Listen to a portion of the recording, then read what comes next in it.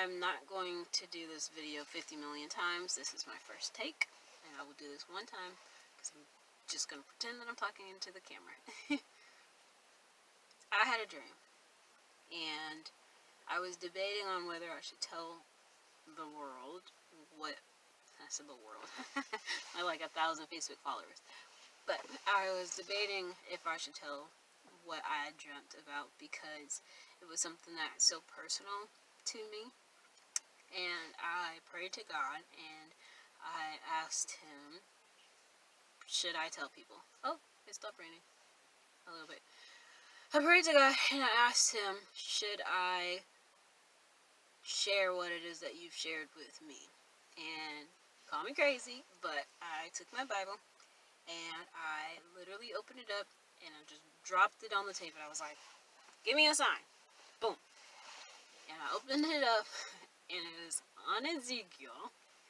And if you know about the passage that I'm talking about in Ezekiel, basically it said, if I tell you something and you don't tell people the message that I have for you, I will hold you accountable. So, here I am.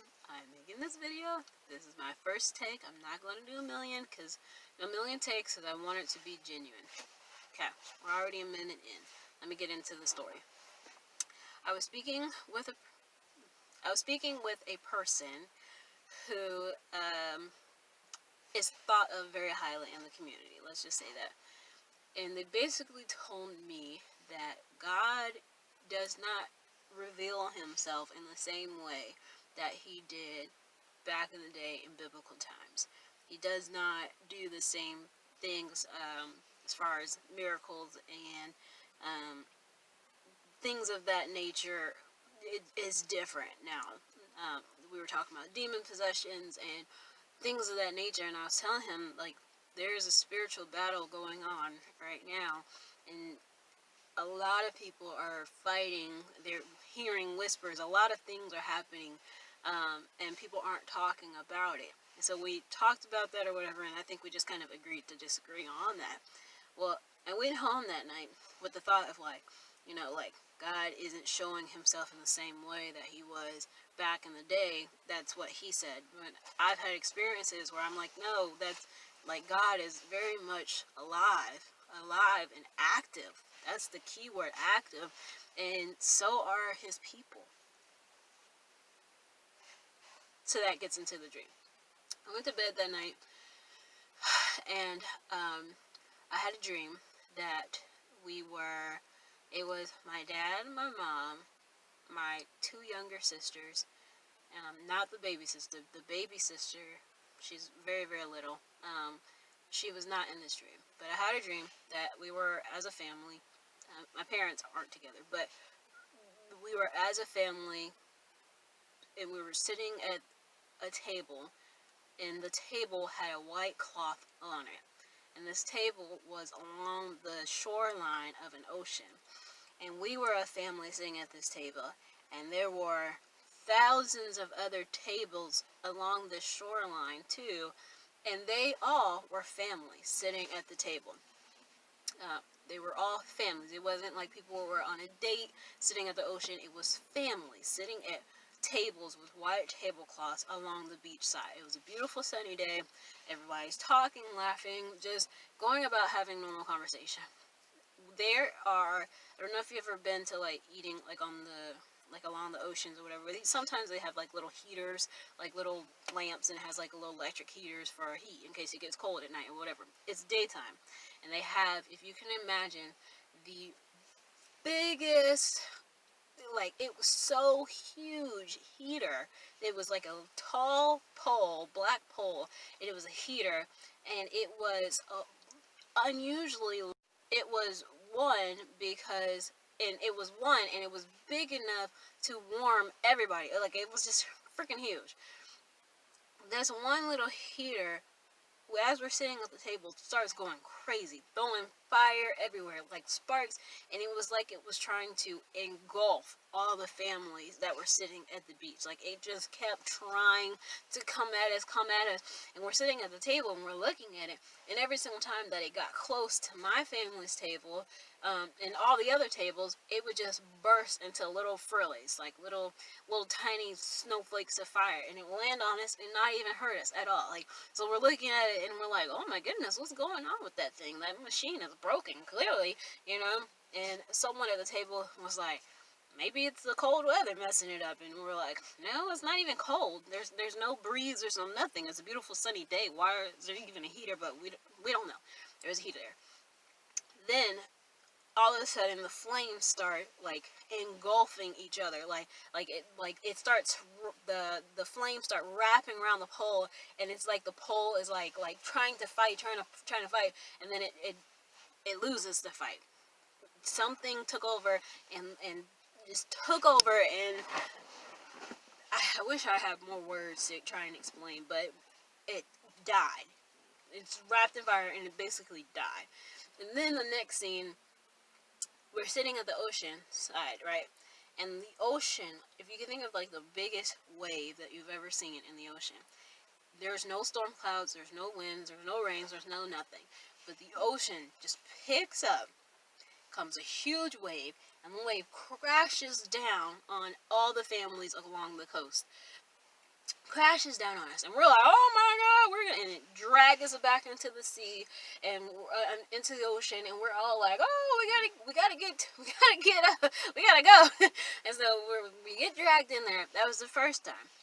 And then we're trying to run up the beach, trying to run, and then it comes and it crashes back down the second time on us, and it drags us into the ocean, and then it drags us back out, and we're like, okay, so we keep going, trying to get up there.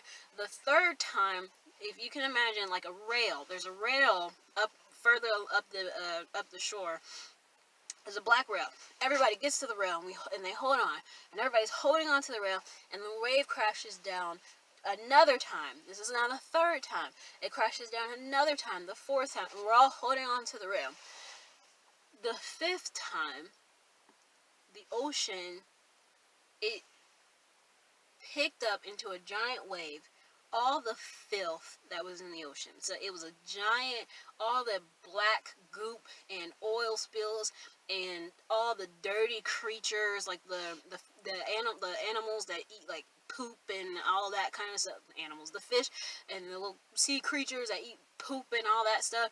Just everything nasty, all the trash. It picked up and it got rid of it. Like the ocean just got rid of it, like cleared it out, and it crashed down on us the fifth time.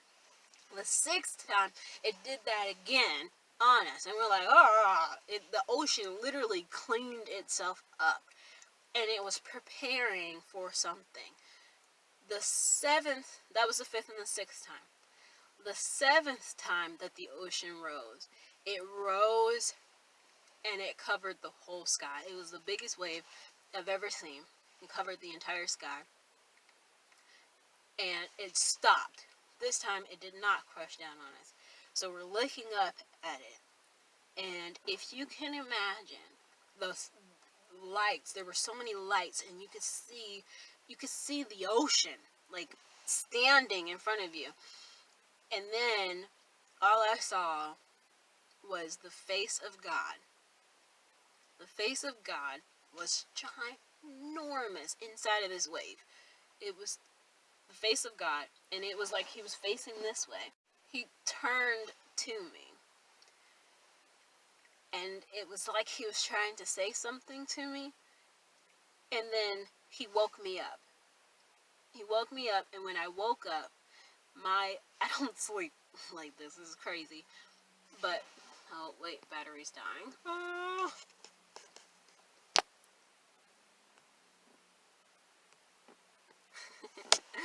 Okay. When he woke me up, I got 5%, so let's get it. When he woke me up from my dream in real life, my hands were flat like this on my bed, and my head was face down. Like I was bowing. I don't sleep like that. But that is how I woke up. And the dream had so many symbolic things in it, and I'm still kind of piecing that together now.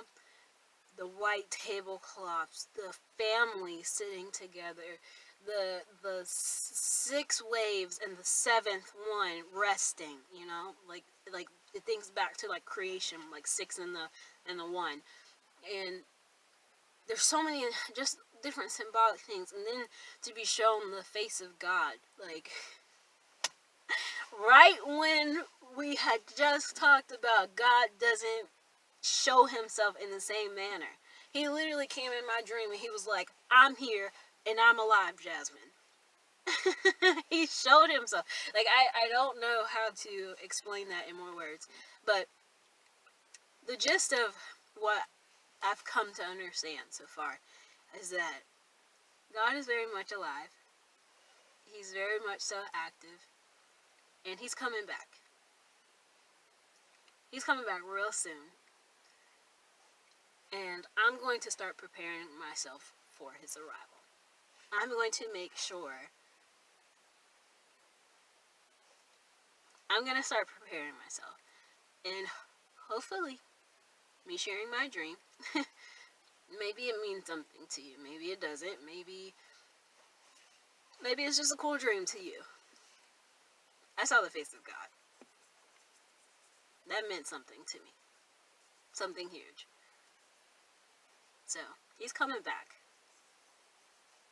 He's coming back. And I've spoken to several other people.